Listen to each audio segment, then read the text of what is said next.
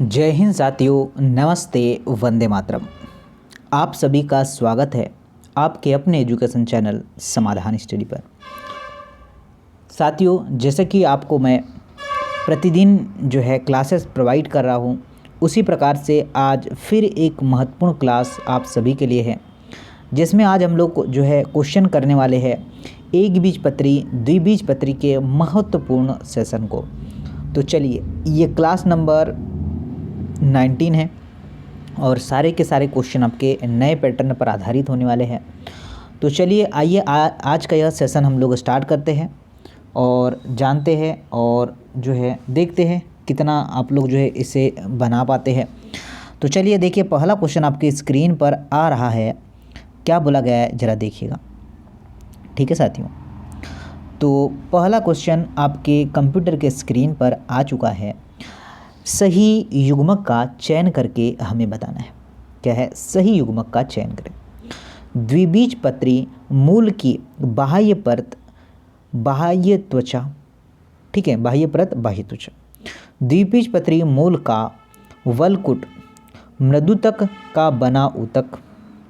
द्विबीजपत्री मूल के वलकुट की सबसे भीतरी परत अंतस्त्वचा और उपर्युक्त सभी। अब यहाँ पर हम लोग बात करेंगे आपके राइट आंसर की। ओके, तो यहाँ पर अगर सही चुनने बोला है तो आपका फर्स्ट, सेकंड और थर्ड तीनों ही आपके करेक्ट आंसर है। क्या है साथियों? तीनों ही आपके राइट आंसर है, करेक्ट आंसर है और आप लोगों ने सभी ने सही कर पाया होगा। आते हैं आगे, जानते हैं नेक्स्ट क्वेश्चन को। कैस्पिरियन पट्टिका के रूप में अंतस्त्वचा द्वारा स्त्रावित जल अपारगम्य मोम के समान पदार्थ है। लिग्निन है, सुबेरिन है, संयोजी ऊतक है और पेक्टिन है। तो साथियों नोट करना, क्या नोट करेंगे कि अंतस्त्वचा की अरीय भित्तियाँ सुबेरियन के जमा होने के कारण ही मोटी हो जाती हैं। तो साथियों क्या राइट आंसर होगा? सुबेरियन। क्या राइट आंसर होगा? सुबेरियन। अगर आप लगाने तो बिल्कुल सही आंसर होगा। अगले क्वेश्चन पर चलते हैं, देखिएगा क्या बोला है। द्वितीयक वृद्धि के दौरान पार्श्व मूल तथा संवहन मूल की शुरुआत किसकी क्रिया के कारण होती है? अंतस्त्वचा, परिरंभ, कैस्पिरियन पट्टिका और बाहरी परत जिसे हम लोग बाह्य त्वचा कहते हैं। देखिए, तो साथियों बात करते हैं करेक्ट आंसर की। ठीक है, अंतस्त्वचा के आगे कुछ स्तरों से बनी हुई एक मोटी भित्ति जिसे हम लोग पेरेन्काइमा कहते हैं, वो प्रारंभिक कहलाती है। और बात करें, ठीक है, यहाँ पर करेक्ट आंसर की बात करें, ठीक है, तो आपका राइट आंसर जो होगा, क्या अंतस्त्वचा आपका करेक्ट आंसर हो जाएगा। क्या होगा? अंतस्त्वचा। अगर हमने ऑप्शन नंबर ए लगाया है तो राइट आंसर होगा। जड़ में मृदुतक जिसे हम लोग पेरेन्काइमा कहते हैं से बना केंद्रक या आपका केंद्रीय भाग क्या कहलाता है? तो साथियों जो आपका एक बीजपत्री व द्विबीजपत्री मूल के केंद्रक में पित्त पाया जाता है। क्या पाया जाता है साथियों? पित्त पाया जाता है और इससे पेरेन्काइमा, ठीक है बच्चा, इसमें क्या पाया जाता है? पित्त पाया जाता है और इसमें पेरेन्काइमा कोशिकाएं पाई जाती हैं जिसमें पतली मोटी भित्ति वाली होती है। तो साथियों आपका राइट आंसर क्या होगा? पित्त। ठीक है, जिसे हम लोग हिंदी में क्या बोलते हैं? मज्जा। क्या बोलते हैं हिंदी में? मज्जा भी बोलते हैं। तो राइट आंसर होगा ऑप्शन नंबर ए। शेयर करना साथियों, आप सभी बच्चों के लिए काफ़ी इम्पोर्टेंट सेशन होने वाला है। और आप लोग देखिए इस क्वेश्चन को। संयोजी ऊतक बने होते हैं। क्वेश्चन क्या बोला है? संयोजी ऊतक बने होते हैं। तो जो है मृदुतक से बनी कोशिका के जो कि जाइलम तथा फ्लोएम के मध्य स्थिर कहलाते हैं। मृदुतक से बनी कोशिकाओं के जो कि जाइलम फ्लोएम के मध्य स्थित होते हैं। जी नहीं, स्थूलकोण ऊतक से बनी कोशिकाओं के जो कि जाइलम फ्लोएम से उपस्थित होते हैं नहीं, और विभोज्य ऊतक कोशिकाओं के जो कि जाइलम फ्लोएम के मध्य स्थित होते हैं ये भी नहीं। तो करेक्ट आंसर की बात करें, ऑप्शन नंबर ए करेक्ट होगा। क्या होगा कि साथियों संयोजी ऊतक बने होते हैं किसके किसके, तो मृदुतक से बनी कोशिकाओं के जो कि जाइलम फ्लोएम के मध्य स्थिर होते हैं। ए आंसर करेक्ट होगा। आगे चलते हैं नेक्स्ट क्वेश्चन की ओर। देखिएगा बोला क्या गया है कि द्विबीजपत्री मूलों के लिए असत्य कथन को पहचानिए। द्विबीजपत्री मूल में 2 से 4 जाइलम फ्लोएम खंड पाए जाते हैं। एदा के भीतर स्थित सभी ऊतक स्टोल बनाते हैं। इनमें एक बीजपत्री मूलों की तुलना में जाइलम पुल कम होते हैं। उपर्युक्त में से कोई भी नहीं। तो साथियों ध्यान देना है कि जो आपका परिरंभ होता है, ठीक है, जिसे हम लोग क्या कहते हैं, चलिए पेरीसाइकल्स कहते हैं। इसमें क्या होता है, द्विबीजपत्री के समय जो है संवहन एधा, ठीक है, का आरंभ हो जाता है। तो साथियों राइट आंसर हो जाएगा आपका ऑप्शन नंबर बी। क्या होगा कि एधा के भीतर स्थित सभी ऊतक रंभ बनाते हैं। ऑप्शन नंबर क्या है, बी इसका करेक्ट होगा। और ऑब्वियसली सभी बच्चा बिल्कुल सही कर पाया है। एक बीजपत्री मूल के लिए सही कथन पहचानिए। एक बीजपत्री मूल के लिए सही कथन पहचानिए। पित्त बड़ी और सुविकसित होती है। कोई द्वितीयक वृद्धि नहीं होती है। एक्सॉर्क स्थिति होती है और उपर्युक्त सभी। तो करेक्ट आंसर की बात करें, राइट आंसर होगा साथियों एक बीजपत्री मूल के लिए सही कथन कौन सा होगा, पित्त बड़ी और सुविकसित होता है, कोई जो है द्वितीयक वृद्धि नहीं होती है, और एक्सॉर्क जो है स्थित होता है। डी आंसर करेक्ट, उपर्युक्त सभी। क्या है, डी आंसर करेक्ट होगा, उपर्युक्त सभी आपका करेक्ट आंसर होगा। एक बीजपत्रियों में संवहन पुल बंद समझे जाते हैं, क्यों? एक मूल आवरण प्रत्येक पुल को घेरे रहता है। एधा अनुपस्थित होती है और कोई भी वाहिनी छिद्रित नहीं होती है, और जाइलम पूर्णतया फ्लोएम से घिरा होता है। तो राइट आंसर की बात करते हैं साथियों, क्या बिल्कुल राइट आंसर होगा? तो एक बीजपत्री में क्या होता है, संवहन पुलों में विभोज्य ऊतक का स्तर नहीं बनाता है, और इसकी अनुपस्थिति के कारण इन संवहन पुलों को बंद संवहन पुल भी कहा जाता है। तो साथियों एदा अनुपस्थित होता है, अगर हमने बी आंसर लगाया है तो बिल्कुल सही है। इसमें क्या होता है, द्विबीजपत्री में वृद्धि नहीं हो पाती है। तो राइट आंसर क्या होगा, ऑप्शन नंबर बी होगा।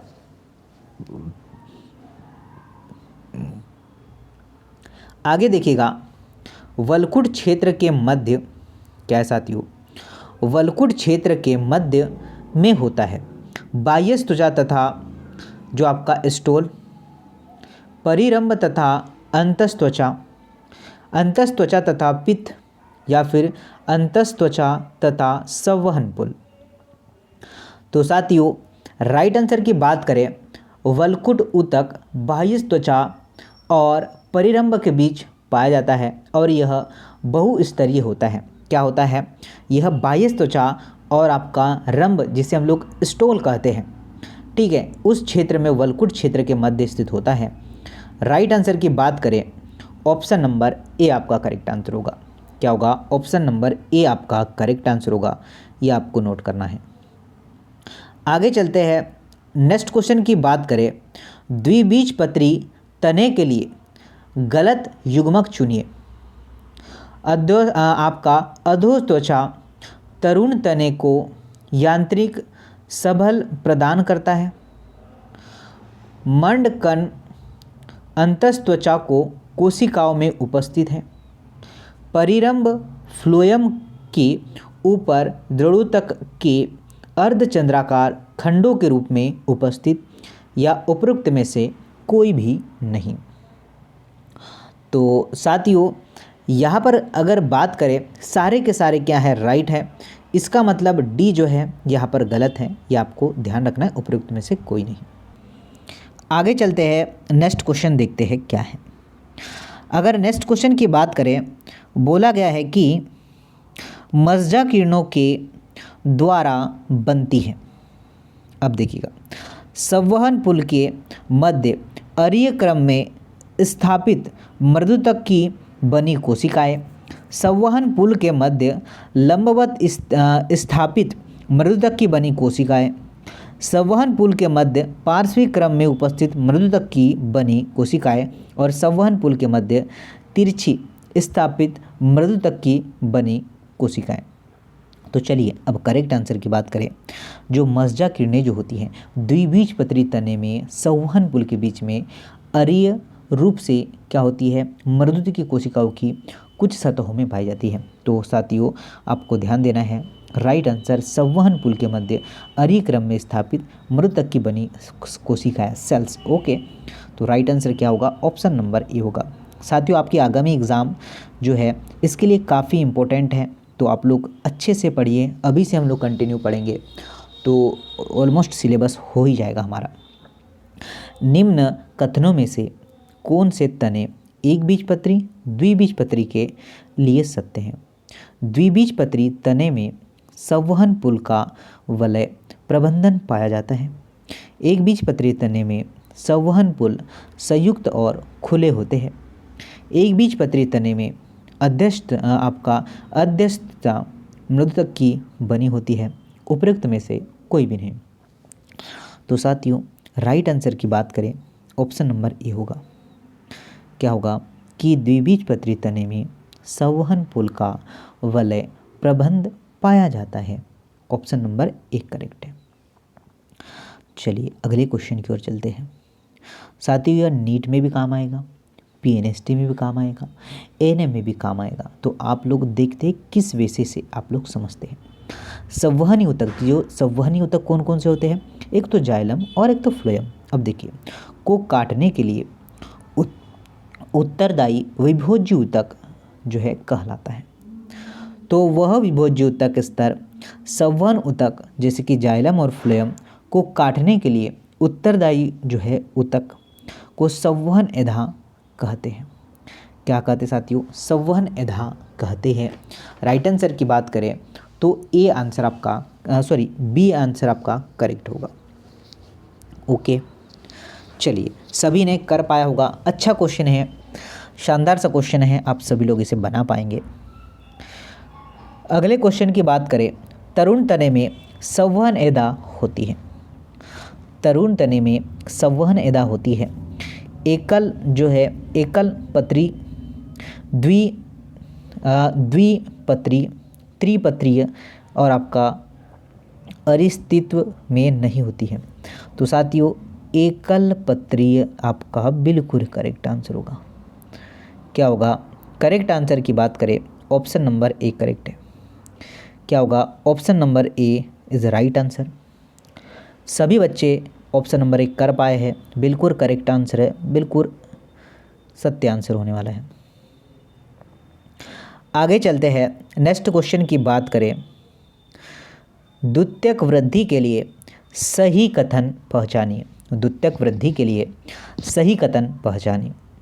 अंतरापोलीय एधा प्रारंभिक जाइलम तथा प्राथमिक फ्लोएम के मध्य उपस्थित होती है। अंतःपुलीय एधा मज्जा किरणों के अंतरपुलीय एधा से जुड़ने के कारण बनती है। एधा के सतत वलय छल्ले अंतः तथा अंतरापुलीय एधा के द्वारा बनते हैं। उपयुक्त सभी। तो साथियों आपका राइट आंसर होगा उपयुक्त सभी सही है। क्या है, उपयुक्त सभी सही है, ये आपको ध्यान रखना है। साथियों जो सारी की सारी लाइन्स है आपको एनसीईआरटी बुकों में मिल जाएगी। आगे देखिएगा, कैम्बियम सक्रियता होती है। तने की परिधि की ओर अधिक सक्रिय, तने के पार्श्व सतहों की ओर अधिक सक्रिय, और तने के भीतर की ओर अधिक सक्रिय और दोनों ओर समान। तो जो एदा होती है वह सामान्यतः भीतर की ओर और बाहर की ओर अधिक सक्रिय होती है। क्या साथियों, तने के भीतर और जो है अधिक सक्रिय होती है। सी आंसर बिल्कुल सही होगा। क्या होगा? सी आंसर बिल्कुल करेक्ट होगा और काफ़ी सारे साथी इसे लगा पाए हैं। आगे देखिएगा, नेक्स्ट क्वेश्चन की बात करते हैं। निम्न में से कौन सा कथन गलत है? क्या है? गलत कथन कौन सा है? तो देखिए, मज्जा किरणें संवहन पुलों के मध्य स्थित मृदुतक की अरीय पट्टिका होती है। बिल्कुल सही है ये तो। द्वितीयक वृद्धि के दौरान प्राथमिक तथा द्वितीयक के फ्लोएम का चूरा हो जाता है। बिल्कुल सही है। द्वितीयक वृद्धि के दौरान प्राथमिक जाइलम कम या अधिक अक्षत रहता है। ये भी सही है। तो गलत क्या है? ये गलत है। ओके, उपयुक्त में से कोई नहीं। आगे चलते हैं। नेक्स्ट क्वेश्चन की बात करें साथियों, पुनः आपको बोला है गलत को निकाल के रखना है। अग्रस्त दारुक वसंत ऋतु, बसंत दारुक अधिक संख्या में वाहिकाएं, शरद दारुक कम वलिकाएं और जो आपका शरद दारुक आपका कम घनत्व। तो चलिए आइए आंसर जानते हैं। आपका जो बसंत दारुक होता है, ओके, वो क्या होता है? इसका रंग हल्का जो है होता है और वह उसका घनत्व भी कम होता है। ठीक है, तो साथियों राइट आंसर जो है गलत कौन सा है? यहाँ पर डी है, बाकी सारे के सारे राइट हैं। ओके, समझना है चीज़ों को और हमें जो है इसे अच्छे तरीके से, इसका पीडीएफ भी मैं आपको टेलीग्राम पर प्रोवाइड कर दूंगा, आप लोग वहाँ से डाउनलोड कर सकते हैं। आगे देखिए, जब क्षितिज काटा जाता है तब वसंत दारू तथा शरद दारुक दोनों ही समकेंद्रीय वलय में दिखाई देते हैं। यह क्या कहलाता है? यह क्या कहलाता है? डेफिनेटली यह वार्षिक वलय कहलाता है। क्या कहलाता है साथियों? वार्षिक वलय कहलाता है। ओके, चलिए, और वार्षिक वलय वृक्षों की आयु का अनुमान लगाता है। तो डी आंसर बिल्कुल सही है। आगे देखिएगा, नेक्स्ट क्वेश्चन की बात करें, वृक्ष की आयु का पता किसके द्वारा लगाया जाता है? तो वार्षिक वलयों को गिनकर। सी आंसर बिल्कुल करेक्ट होगा। अभी मैंने इसके पहले ही यहाँ पर आपको बताया। चलिए आगे देखते हैं। बोला गया कि पुराने वृक्षों में द्वितीयक जाइलम का बड़ा भाग गहरा भूरा होने के कारण होता है। अकार्बनिक पदार्थों का जमाव, कार्बनिक पदार्थों का जमाव, एधा की सक्रियता और द्वितीयक जाइलम की सक्रियता। तो लंबी आयु वाले वृक्षों में द्वितीयक जाइलम का अधिकांश भाग विशेषतया तने का केंद्रीय भाग अथवा जो है सबसे भीतरी भाग जो है होता है उसमें। तो जो आपका राइट आंसर बन जाएगा ना, ऑप्शन नंबर बी। कौन सा? कार्बनिक पदार्थों का जमाव। क्या होगा? राइट आंसर होगा कार्बनिक पदार्थों का जमाव। चलिए आगे देखते हैं। अगले क्वेश्चन की बात करें, द्वितीयक, ठीक है, द्वितीयक वृद्धि के दौरान तने के वलकुट क्षेत्रों में उत्पन्न हो रहे नए विभोजी ऊतक कहलाते हैं। काग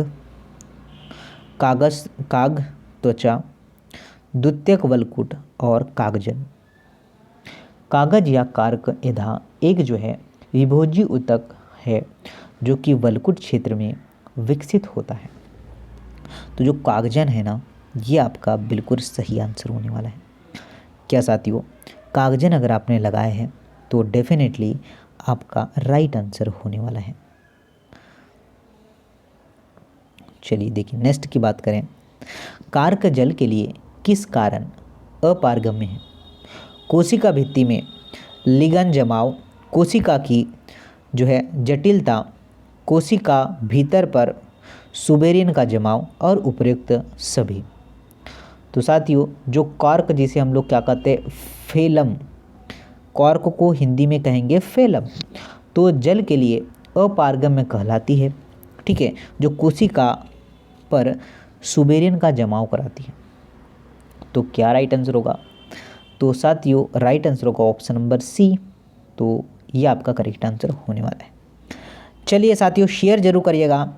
आगे देखिएगा, संवहन पुल से तने की जो है मोटाई में हुई वृद्धि के कारण वल्कुट तथा बाह्य त्वचीय आवरण के टुकड़ों या चूरा करने के बाद नया संरक्षित आवरण बनता है। वो नए आवरण संयुक्त रूप से कहे जाते हैं कागजन, कॉर्कोकोम्बियम, परिचर्म और कागज त्वचा। तो साथियों जो आपका परिचर्म है, क्या है? जो आपका परिचर्म है ऑप्शन नंबर सी, ये बिल्कुल करेक्ट होगा। ठीक है ना, सी आंसर बेस्ट है, सी आंसर सही है, आप सभी ने लगा ही पाया होगा। छल गैर तकनीकी शब्द है जो दर्शाता है संवहन एदा के बाहर कुछ ऊतक, संवहन एदा के भीतर कुछ ऊतक, संवहन एदा के भीतर सभी ऊतक, संवहन एदा के बाहर सभी ऊतक। तो करेक्ट आंसर की बात करें, यह जो है कॉर्क एधा की सक्रियता के कारण, ठीक है, संवहन एधा के बाहर सभी ऊतक जो है डी आंसर सही होने वाला है। क्या है साथियों? डी आंसर सभी का सही होने वाला है, ये आपको ध्यान रखना है। तो साथियों ये आपकी महत्वपूर्ण क्लास है, आपको प्रतिदिन यह क्लास मिलने वाली है और ऑलमोस्ट जो है 90 क्लास समाप्त हो चुकी है। अब आपका रिज़ल्ट भी आ चुका है, अब आप लोग तैयारी करने लग जाइए जिनके भी कम मार्क्स हैं। ओके, तो चलिए मिलते हैं नए क्लास में। जय हिंद, नमस्ते, वंदे मातरम, राधे राधे।